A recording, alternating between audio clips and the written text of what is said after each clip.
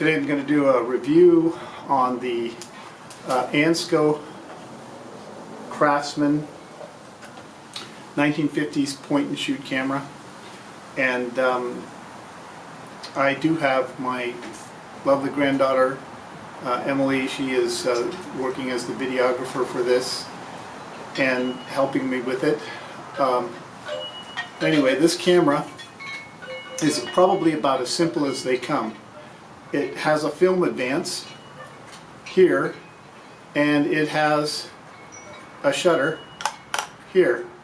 Now, it's not too primitive because the shutter, goes back up. Now, some of these older ones, the shutter goes down, and then the shutter goes, and doesn't go back, and then you have to click it up for the next one. So it's advanced in that respect, but there's no other controls. There's no focus or anything like that. You do have two viewfinders, one for landscape and another for portrait. And I'm going to go ahead and load the film in it. To load the film, you want to pop this out, the film advance, pop it out. This back part just lifts up and pops over, and this comes out, and then this was down here. This is the film advance, so this is where you want your take-up spool to be. Of course, when you're all done, the take-up spool ends up here, and then you have to flip it up, bring it up here. Okay, so I have a roll of 120 hectare. This is, by the way, takes 120 film. This is 100 ISO Kodak color hectare film. Sheesh. Got to bring out scissors. Okay, so loading it's really simple. What you do is it's simple once you get the film open, and I'm going to have to I'm going to get a razor blade to open this, and I'll be right back. Okay, I'm back. I took a razor blade to open that. Now, it's very simple. When you load it,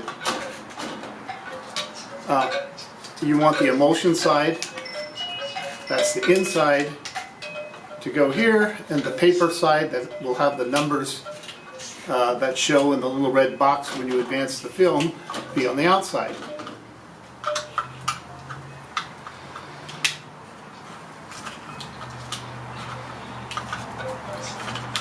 So I'll bring this over.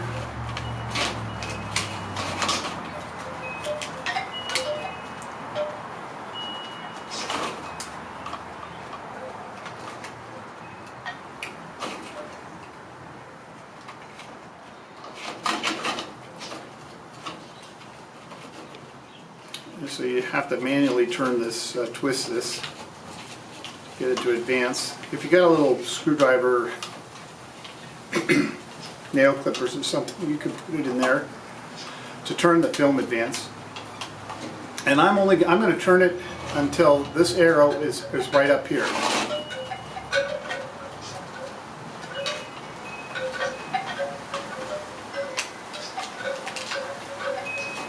Now, excuse me. Actually, I'm just going to go to here. It's not that critical because you're going to start shooting the film. Once you advance it, you see the number inside the little red, viewer here. So I'm going to slide this in, and then you got to kind of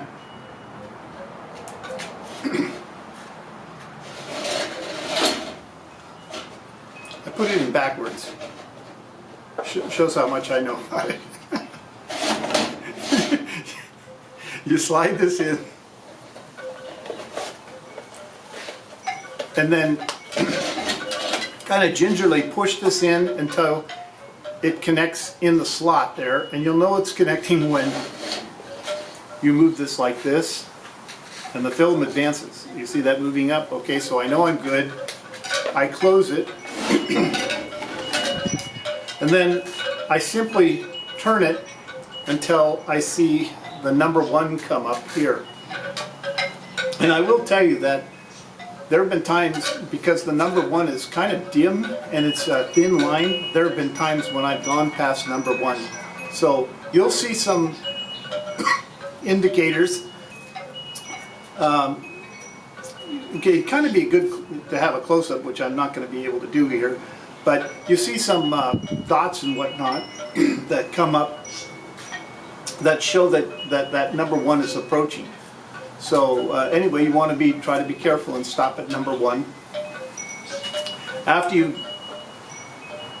After that, to take the first shot, you aim your camera. And now this has a minimum focal distance, and I haven't looked up the specs on it, but I would imagine, like most of these older box cameras with meniscus lenses, that it's probably about like 8 to 12 feet. So you want to be, to be safe, I'd say 10 or 12 feet at least away from the subject. Otherwise, it's just not going to come in, it's not going to come in focus. But anyway, you point it at your subject and you click your shutter, and that's all there is to it. So now we're going to go out and I'm going to take a couple of shots with it, and we'll see what we get. Okay, I'm going to narrate from here because there's a lot of wind out there and conditions were not good for recording. So I'm looking at some storage bins, granary bins or whatever, that I took a shot of, and an old car back there. And then just to the east there was this dilapidated old house that I took a picture of. And then I turned it on to my granddaughter, who was filming me, and then did one more shot of her doing her excellent work. Many thanks to Emily for her help. This next shot is just a restroom. And then these shots here were taken in Woodward Park. This is, I actually shot 2 rolls and did several in the park. Now, I came across these Sikhs, and they allowed me to take their picture back and front.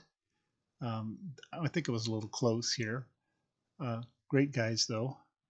And there were a lot of young people celebrating their prom and getting their pictures taken.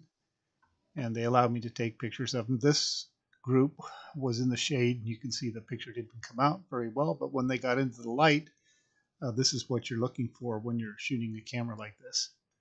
Now, this is the last image I'm sharing, and this was a young lady who was there celebrating her quinceañera, and she had 2,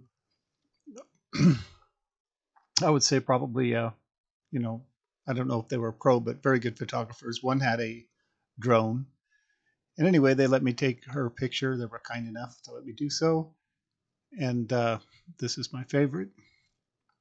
Anyway, that's it. I hope you enjoyed these, and that's all for now. Until the next time.